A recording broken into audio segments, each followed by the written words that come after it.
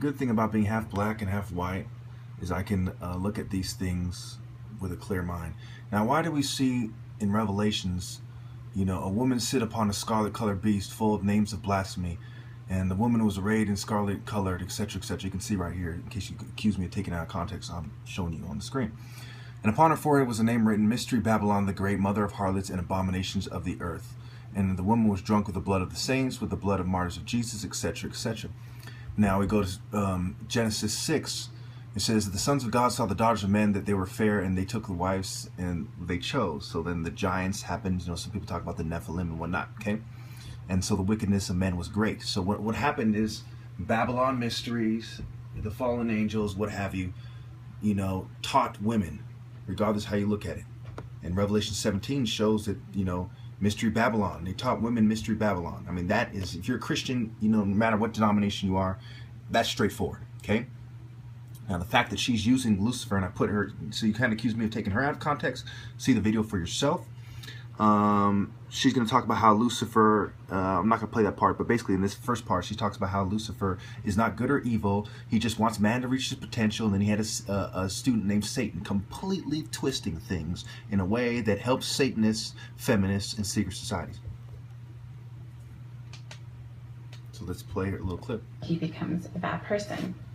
So that's what Lucifer was there. He had a student who was Satan, who basically took his crossroads evolutionary plan and was studying it and said, wow, well, what would happen if these humans do not reach their potential? What if they just don't pass these crossroads or these adversities or, you know, crossroads we're creating for them? They stay on the evolutionary planet. So then that's when he had an idea. Aha, what if I just make it so complicated where they just do not reach their potential? Instead of making crossroads for them to get better, I just make it so they just get stuck. And that's where his identity was born. So instead of just making, instead of being a great character where you need to pass your crossroads to become better, he just said, well, I'm just gonna shut down the whole evolutionary planets with walls. So then that's when you have materialism introduced. You have parasitic religions introduced. You have a patriarchal society which is not balanced with the female energy introduced. You had the powers that be, the Illuminatis, and basically materialism, religion that's focused on your ego. And all that is there just to keep you down on this dimension and not go above. So where Lucifer was more just trying to give you enough information so therefore you can evolve through passion and through learning lessons. Satan was more like, no, we're going to keep you down and not going to let you evolve. So right now, that's where we're at. We're in a dilemma where we're in the lower. That's enough of that. Okay. Okay, so what's going on here is there are people with different schools of thought bringing people under Illuminati philosophies in their control. There's Babylon systems in the philosophies they're in. You know, for example, the fallen angels in the story, they each had their reasons for joining Lucifer. You know, that's why you have different devils. Some of them are attracted to gluttons, and, you know, some of them are attracted to thieves, and some are more rapists. They all have their reasons. They all have their different philosophies. Babylon's system has their different philosophies, and they all contribute to the greater mystery Babylon philosophies. Just like you had different cults in Babylon, different cults in Egypt, and so on and so forth. So you just heard from this female who, the first video I played was from August 21st, 2011. The other one was from 2012, where she's a lot bigger. So she's obviously sleeping with someone who thinks like her. You know, I'm not going to say if she's sleeping with a bunch of people, I don't know. But she's sleeping with at least one person that thinks like her. You know, I think it's fair to say. I don't know for sure he thinks like her, but I think it's pretty fair to say. So, you know, for example, she wouldn't date someone like me. And that goes back to why it is so important to do my 3-point plan. I urge you all to watch my videos. A video I released the same day I'm going to release this one, which is going to be 9/24/2015. My 3-point plan on how to address things. Cleansing the selfish, greedy, and secret societies. Restoring the two truest religions, Abrahamic faiths, Christianity and Islam. And to adjust dating so that women like her aren't under the influence of Babylon's system. You know, the sons of God, in this case, it's the sons of Satan, but, you know, over time, the fallen angels sided with Satan, so now we have people who think like them on earth and secret societies influencing women like her. Now, you're going to hear a lot of people say a lot of things that are similar to what I say. Do not let that fool you. For example, she talks about Egypt. I talk about Egypt. She talks about materialism. I talk about materialism. You know, the devil uses scripture from the Bible too. Don't let that fool you. Okay?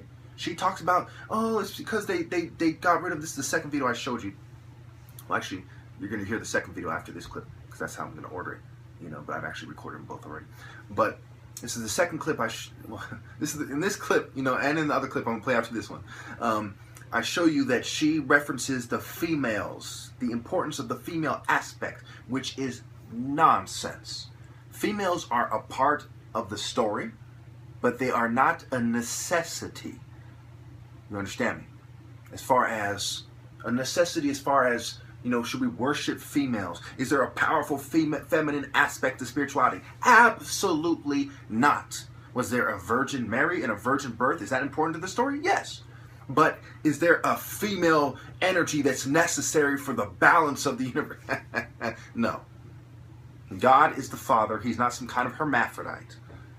He's the Father. God is all that matters. You can have a masculine universe without the feminine. And what, you know, going back to Genesis, what did it say? Why was Eve made? To keep Adam company.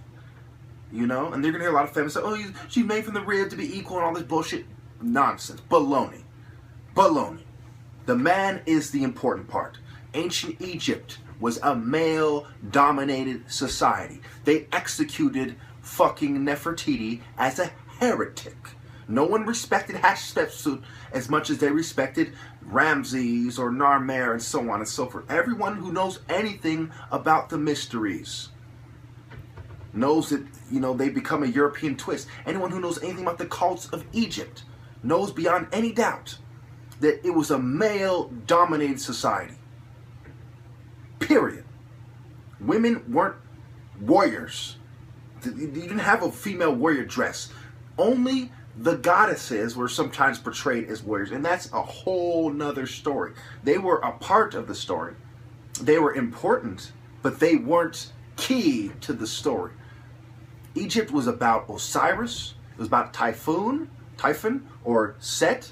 It was about Apep. It was about Horus. These are the important deities.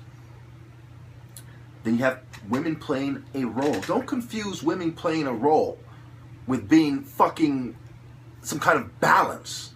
That's the problem here. I'm not saying that women didn't have an important role or a role. I'm saying there was no fucking yin-yang balance between men and women. There was male pharaohs. There was a balance. You would have seen about 50% women as pharaohs, about 50% men. It was men almost the whole time. Very few exceptions. And one of the famous exceptions was a foreign fucking of the foreign period. The Ptolemies, Cleopatra, foreign fucking period. The fuck do foreigners know about Napta Player? What do they know about Nubian culture? What do they know about the pre-dynastic pharaohs? Nothing. Okay? And you're going to hear feminists say, oh, Candace, you know? So what? So what? A few whores played their cards right, and in the lack of a strong male leader, in the lack of a legitimate male fucking heir to the throne, so to speak, there was a bitch in charge. And you call that balance? What made Nefertiti come to power? You know? The lack of Akhenaten being around, and there was a bitch in charge. Cleopatra has a similar story.